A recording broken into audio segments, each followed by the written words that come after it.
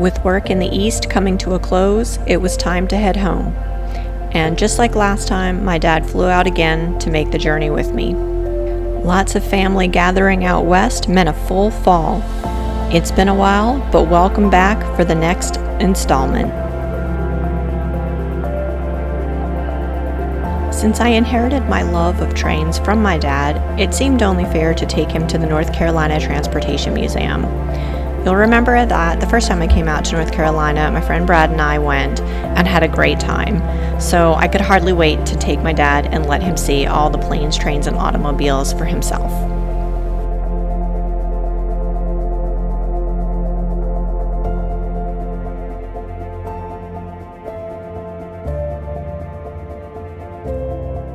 Unfortunately, this time around, the roundhouse was closed because it was getting a new roof, but fortunately, they had moved most of the rolling stock out into the yard so you could still see some of the most interesting pieces of equipment that they have. The first time I went to the museum, they were doing a special over the weekend for kids with Thomas the Train. There's also a bunch of stuff for kids to do there, some specific play areas as well. You can also purchase tickets for a train ride that goes in and out of the yard on the property boundaries of the North Carolina Transportation Museum. If you're interested in more about the museum, I've covered that in the video. The thumbnail is up on the left-hand side of the screen. Definitely check that out. We finished our day with a trip to the brewery and headed back to Mebane. Morning came early, but everything was just about packed and we were on the road in good time.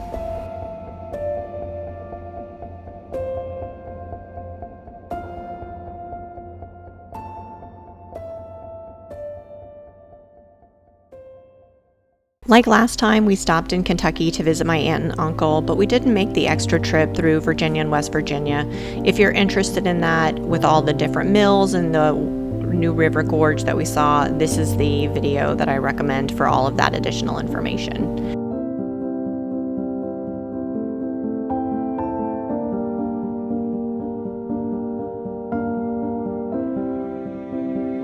The last leg of our journey would find us in Waukene, Kansas at the Prairie Rose Inn. This is an RV park, but it's also a Harvest Host location. So if you want the full hookups, you would just get an RV spot as you would normally.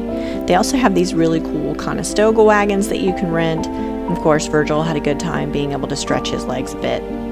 This facility used to be a long-term care nursing home, I believe, and they've turned the inside of it into this really cozy saloon-looking inn, and it's very much worth the stay if you're passing through.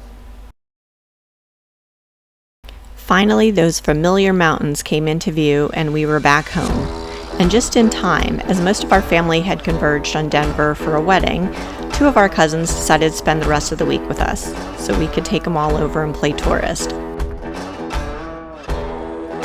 A go-to for our out-of-town visitors is usually Bishop Castle in Rye, Colorado, which was built over many years by Jim Bishop and his family. This is definitely a roadside attraction. It's completely free and worth seeing because it's completely bizarre, but has fantastic views and is an incredibly fascinating little thing. I say little, but it's anything but. There's very many levels, including 2 towers. I've never been able to climb up to the very top of them. The views are really breathtaking. And it includes a fire-breathing dragon.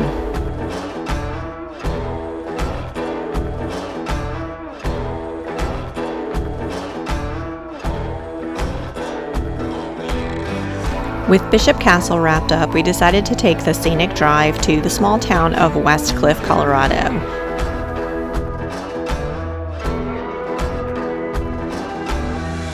This was a mining town at the feet of the Sangre de Cristo Mountains and still contains some historical markers, including an old rail station.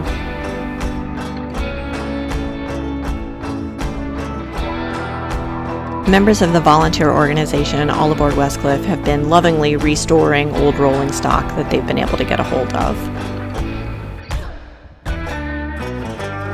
With one adventure down, it was time to move on to the next.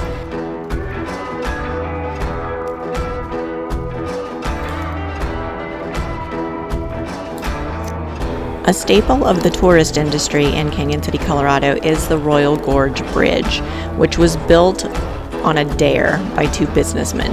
This was also a request for our cousins to see in person.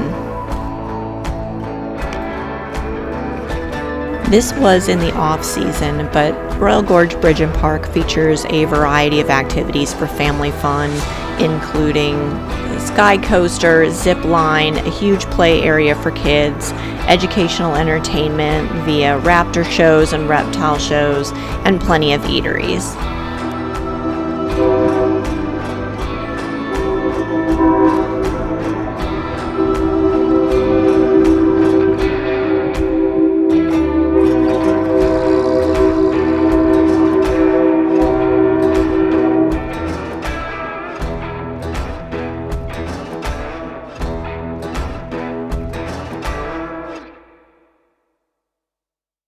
Of course, we made a trip out to the ranch, plenty of horsing around to do, and there was no shortage of cooking and barbecuing.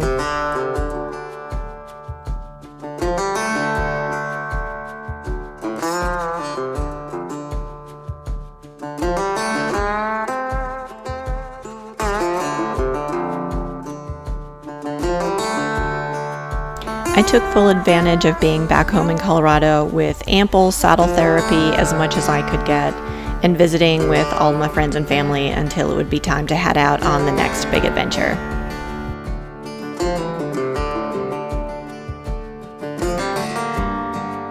Thank you all so much for the ongoing support. I appreciate all of it. Hit like and subscribe, it helps me in the algorithm, and I will see you on the next one.